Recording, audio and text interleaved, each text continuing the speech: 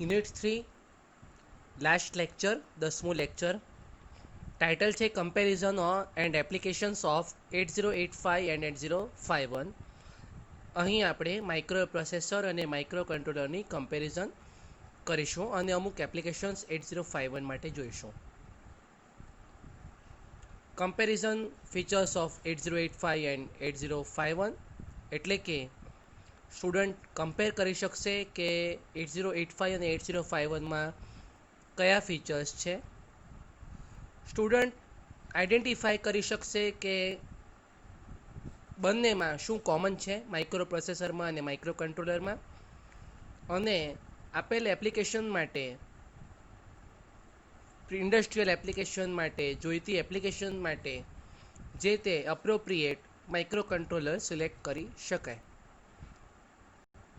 Topics to be covered: comparison between 8085 and 8051, general comparison, and application of microprocessor and microcontroller.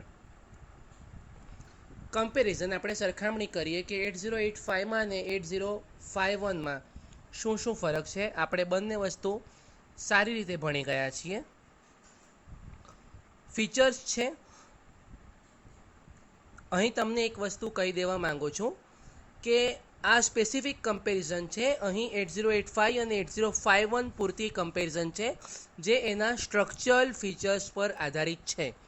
તમને જ્યારે general પ્રશ્ન university એક્ઝામમાં પૂછવામાં આવે કે compare micro processor and micro controller, ત્યારે તમારે જનરલ ફીચર કમ્પેર કરવાના થાય છે, પરંતુ સ્પેસિફિક પૂછવામાં આવે ત્યારે તમારે 8085 અને 8051ના કન્સ્ટ્રક્શનલ ફીચર કમ્પેર કરવા પડે.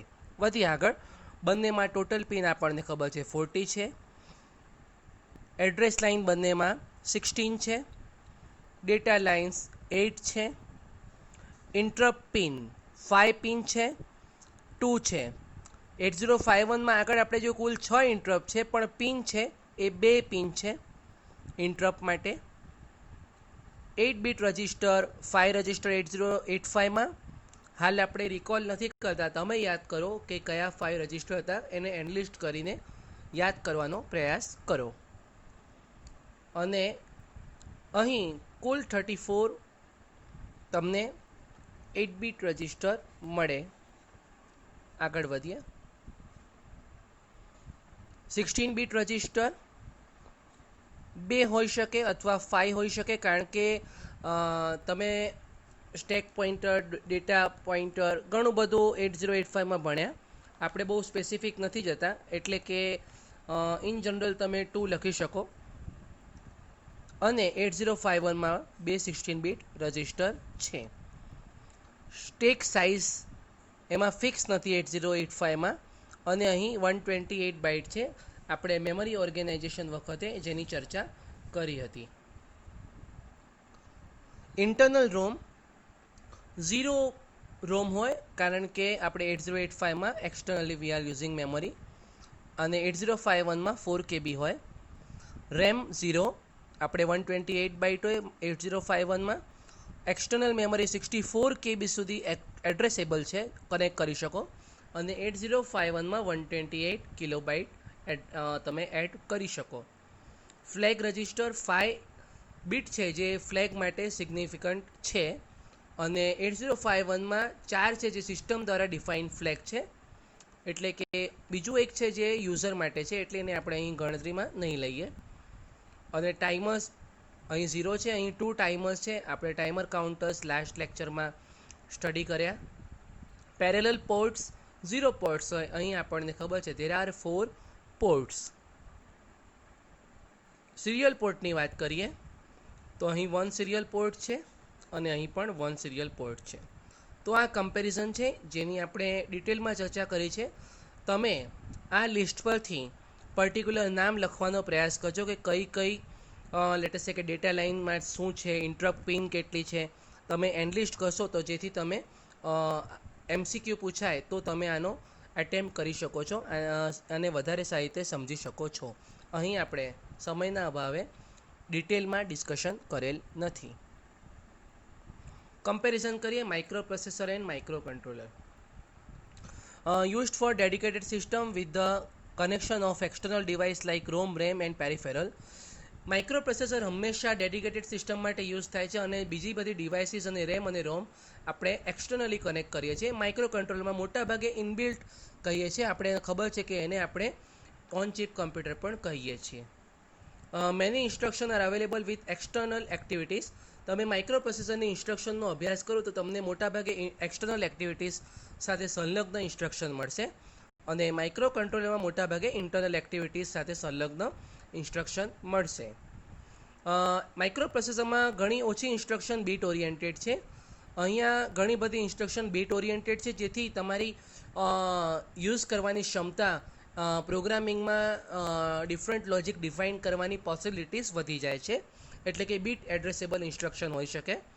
અને માઇક્રો પ્રોસેસર છે એ ઓછા બાઇટની ઇન્સ્ટ્રક્શન છે, એટલે કે એને વધારે સમય લાગે છે, એટલે કે જે તે ઇન્સ્ટ્રક્શન છે એ વધારે બાઇટ માટે એટલે કે લેટ સે કે એક ઇન્સ્ટ્રક્શન છે એ 1 બાઇટ છે, 2 બાઇટ છે, 3 બાઇટ છે, એટલે કે એને એક્ઝિક્યુશન માટે સમય વધારે જાય, જેમ બાઇટ વધારે હોય એ પ્રમાણે.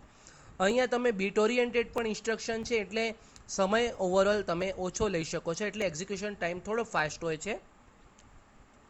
અને માઇક્રો પ્રોસેસરનો પ્રોગ્રામ લખવું સરળ છે, ઘણી ઓછી ઇન્સ્ટ્રક્શન કમ્પેરમાં છે, તો પ્રોગ્રામ સરળતાથી લખી શકાય છે. અને માઇક્રો કંટ્રોલમાં થોડુંક સ્કિલ જોઈએ, કારણ કે બીટ લેવલ ઇન્સ્ટ્રક્શન છે એટલે કે તમને સ્કિલ જોઈએ, પરંતુ થોડી પ્રેક્ટિસ સાથે આવડી જાય છે.